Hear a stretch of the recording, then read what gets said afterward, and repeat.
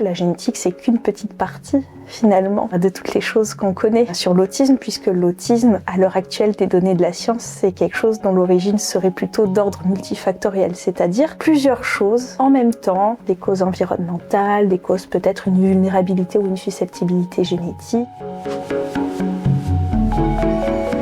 Une appellation très large, c'est-à-dire qu'on peut se poser la question, notamment pour certains pesticides, pour certaines expositions, finalement, quand la maman va être enceinte. Il y a des expositions environnementales pour lesquelles on a déjà la preuve d'un lien avec des troubles du neurodéveloppement ou des handicaps ou le trouble du spectre de l'autisme. Par exemple, certains médicaments, la dépakine par exemple, fait partie de causes environnementales, si on peut le dire ainsi en tout cas, mais de causes chimiques finalement qui vont être à l'origine de troubles du neurodéveloppement. Et par rapport à ces causes environnementales, il y a beaucoup de recherches qui se font dans la cohorte Marianne, dont vous avez peut-être entendu parler, qui essayent justement de mieux comprendre quelles peuvent être les causes qui vont pouvoir expliquer la survenue du trouble du spectre de l'autisme et surtout qui vont impacter, je dirais, la sévérité finalement du trouble. Parce qu'au-delà de la question de trouble ou pas trouble, finalement, ce qui va surtout être au centre de nos préoccupations, ça va être l'évolution de ces personnes.